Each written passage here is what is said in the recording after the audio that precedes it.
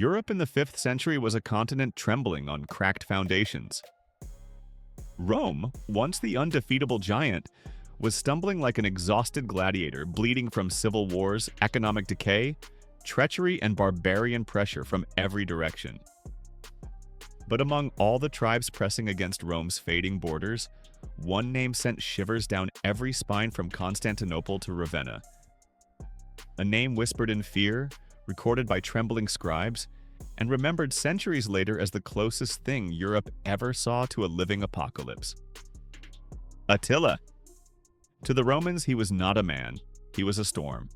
Known as Flagellum Dei, the scourge of God, Attila led the Huns with such ferocity, precision, and unpredictability that emperors treated him like a force of nature.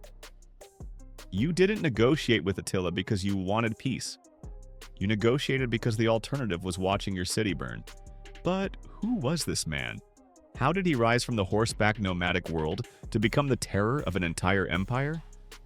And perhaps the greatest mystery of all, how did the most feared warrior in Europe die without a sword touching him? Let's enter the saddle of history and ride into the world of a ruler Rome feared but could never kill. The making of a legend. Attila was born into the royal clan of the Huns sometime around 406 CE. His people were not city builders. They were horse lords born to the wind, children of the steppe who lived, fought, and even slept on their saddles. To them, the world was not divided by borders, but by survival. From childhood, Attila mastered the impossible, riding before he could walk, and firing arrows behind him while galloping at full speed, a skill the Huns perfected to deadly levels. Nomadic life forged him into iron long before he held power. He grew up with his brother Bleda, and together they inherited leadership of the Huns after the death of their uncles. At first, the two ruled jointly, but power sharing in a warrior society rarely stays peaceful. A few years later, Attila emerged as the sole ruler, and Bleda conveniently disappeared, most likely helped into the next life by Attila's ambition.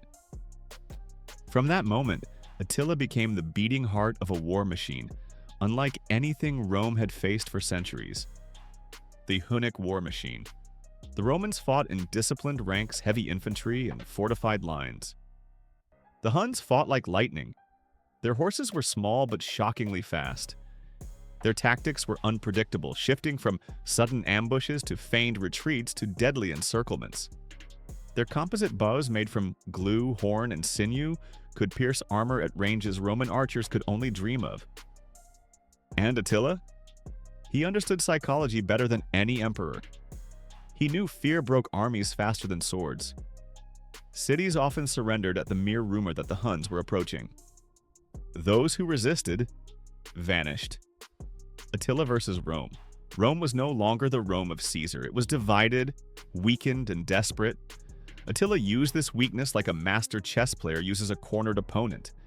Instead of immediately attacking, he demanded gold. Year after year, ton after ton of gold flowed into Hunnic hands because Rome found it cheaper to pay Attila than to fight him. But the Scourge of God wasn't satisfied. In 447 CE, annoyed by Roman attempts to avoid tribute, Attila unleashed hell on the Balkans. Cities were flattened, entire regions depopulated, and Constantinople quaked behind its mighty walls. The Romans patched treaties together like broken armor, but Attila always came back for more. He became so powerful that Roman emperors bowed, generals begged, and diplomats walked on eggshells when speaking to him. Even the Eastern Empire's massive triple walls in Constantinople couldn't calm the fear. The idea of Attila simply trying to breach the city was enough to push the empire to pay ever greater sums. But Attila's biggest moment was yet to come. The most unexpected war. Attila invades Gaul.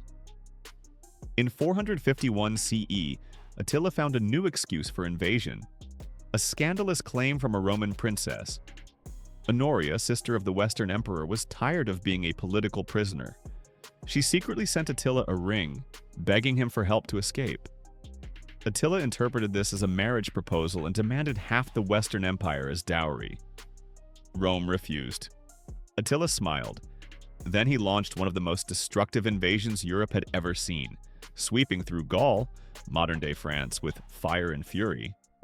Towns fell like wheat beneath the scythe. but for the first time in years the Romans united with their old enemies, the Visigoths, Franks, and other tribes, to stop him.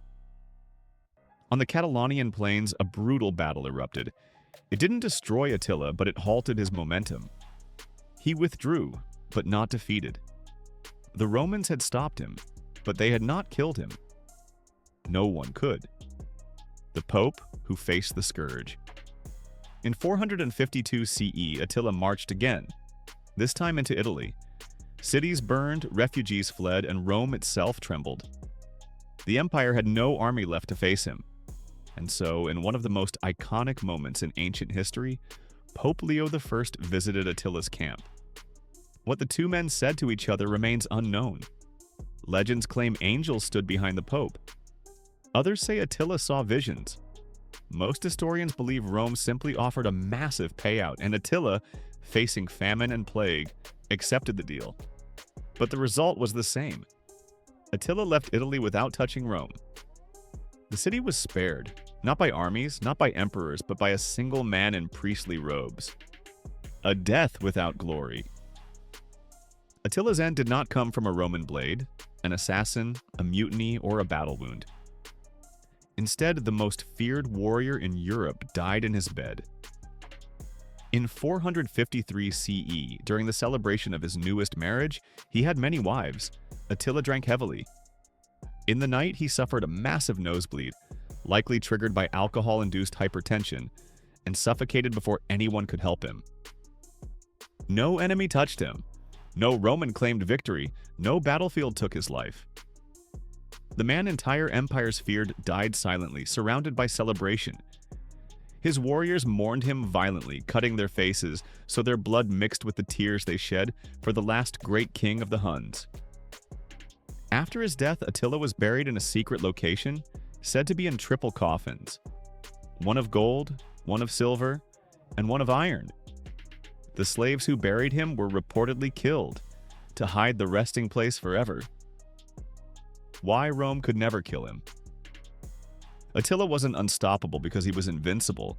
He was unstoppable because Rome was already collapsing from within. He arrived at a moment in history when an empire built on stone had begun to crumble like sand. What made Attila so dangerous? He understood Rome better than Rome understood itself. He attacked when they were divided. He demanded gold when they were desperate. He manipulated politics like a seasoned emperor. He used fear as a weapon sharper than any sword. And most importantly, he revealed the truth Rome wanted to hide. The empire was no longer immortal. Attila didn't destroy Rome, but he exposed its weakness so brutally that it became impossible to ignore. Just 23 years after his death, the Western Roman Empire collapsed completely. The legacy of Europe's most feared man. Attila became a legend not because he built cities, wrote laws, or forged a new civilization. He became a legend because he embodied a force the world cannot forget. The sudden arrival of an unstoppable power from the unknown, reshaping history in a flash of hooves and arrows. To the Huns, he was a father. To his allies, he was a king. To the world, he became a myth. To Rome, he was their nightmare. A nightmare they could never kill. And that, my friends, is the incredible rise of Attila the Hun. The man Rome feared, the empire couldn't stop, and history could never forget. His legend didn't fade with time. It only grew louder. If you enjoyed this journey into the past, hit that like and make sure to subscribe. Tell us in the comments, which historical figure should we explore next? Thanks for watching, and we'll see you in the next chapter of history.